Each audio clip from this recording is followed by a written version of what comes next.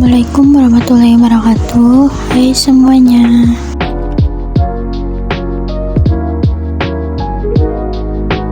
Jadi tujuan saya membuat video ini yaitu untuk menjelaskan kembali materi yang sudah dipaparkan oleh Ibu pada pertemuan ke-1 dan ke-2 dari mata kuliah Hukum Perikatan.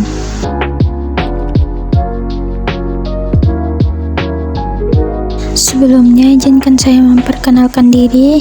Nama saya Halifa dari Prodi Hukum Ekonomi Syariah semester 5 dengan NIM 2212130006.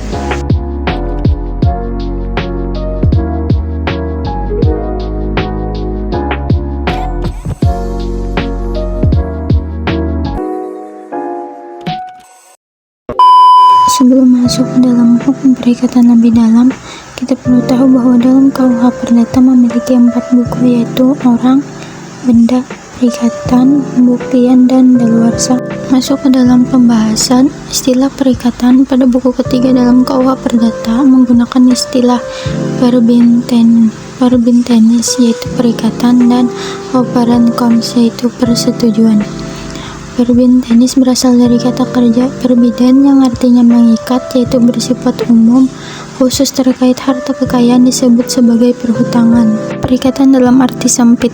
Menurut Pitlow, perikatan adalah suatu hubungan hukum yang bersifat harta kekayaan antara dua orang atau lebih, atas dasar mana pihak yang satu berhak yaitu kreditur dan pihak lain berkewajiban yaitu debitur atas suatu prestasi. Perikatan dimaknai sebagai perhutangan atau terkait harta kekayaan. Menurut Subekti, perikatan adalah suatu hubungan hukum antara dua pihak, yang mana pihak yang satu berhak menuntut sesuatu dari pihak yang lainnya yang berkewajiban memenuhi tuntutan itu. Definisi perikatan pada pasal 1233 dan 1234 KUH Perdata. Menurut Hofman, suatu hubungan hukum antara sejumlah terbatas subjek-subjek hukum sehubungan dengan itu dengan seseorang atau beberapa orang daripadanya mengikatkan dirinya untuk bersikap menurut cara-cara tertentu terhadap pihak lain yang berhak atas sikap yang demikian itu. Perikatan dalam arti luas menyangkut hukum harta kekayaan, hukum pribadi, hukum waris, dan hukum keluarga.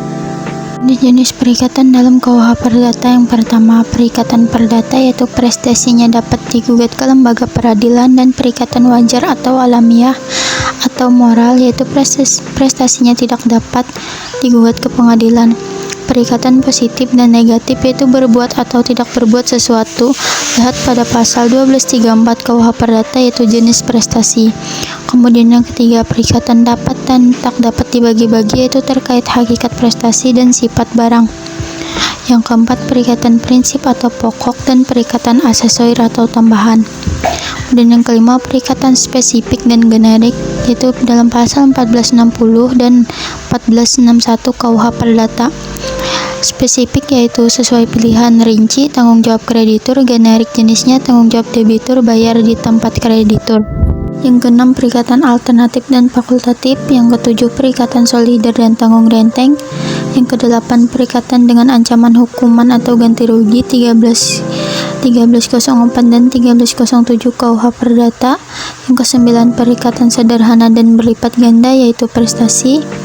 Yang ke-10, perikatan sepintas dan terus-menerus. Yang ke-11, perikatan murni atau prestasi langsung dan perikatan bersyarat dan waktu tertentu efeknya pada kewajiban prestasi, yaitu bagian kelima pada buku ketiga, yaitu syarat menangguhkan atau membatalkan. Sumber terjadinya perikatan dalam Islam. Menurut Ahmad Mustafa Az-Zarqa meliputi yang pertama akad, yaitu bersifat timbal balik. Yang kedua, kehendak sepihak, yaitu al-iradah al-munfaridah, yaitu hibah, janji, nazar. Yang ketiga, perbuatan merugikan, yaitu melawan hukum. Yang keempat, perbuatan bermanfaat. Dan yang kelima, syara. Sumber terjadinya perikatan dalam KUH Perdata yaitu pada pasal 1233 BW, yaitu perikatan perdata atau hukum, yaitu tuntutan hukum. Yang pertama, karena adanya persetujuan atau perjanjian. Yang kedua, karena undang-undang saja atau karena akibat suatu perbuatan manusia yang sesuai hukum ataupun dari tindakan melawan hukum. Kemudian yang fakta hukum, yang pertama putusan hakim yaitu perikatan perdata tuntutan hukum. Yang kedua moral atau perikatan moral atau alami. Contohnya utang yang timbul karena perjudian, pasal 1788 KUH Perdata. Perikatan yang berasal dari sifat yang mendesak, si penemu dompet tidak bisa menuntut pemilik dompet membayar sejumlah uang kepadanya. Semula perikatan perdata, kemudian karena perjaring atau daluarsa menjadi perikatan moral, pasal 1967 dan 1975 KUH Perdata. Perikatan dalam Islam, yang pertama perikatan iltijam, kemudian perjanjian yaitu akad. Yang kedua zimah, ada hak dan kewajiban yang perlu kecakapan hukum. Kemudian yang ketiga ain, hak atas benda, dan dain, utang atau tanggung jawab. Unsur-unsur perikatan KUH Perdata, yang pertama hubungan hukum, yaitu hubungan hukum ialah hubungan yang terhadapnya hukum meletakkan hak pada satu pihak dan meletakkan kewajiban pada pihak lainnya. Yang kedua, para pihak atau subjek perikatan harus terjadi antara dua orang atau pihak atau lebih dengan memperhatikan syarat kecakapan hukum. Yang ketiga, prestasi atau zimah. Yang keempat, objek perikatan yaitu kekayaan perikatan dalam makna sempit. 5 pertanyaan yang saya buat yaitu yang pertama, apakah kesalahan identitas membatalkan perjanjian? Dalam pasal KUH Perdata mana yang mengaturkan hal ini?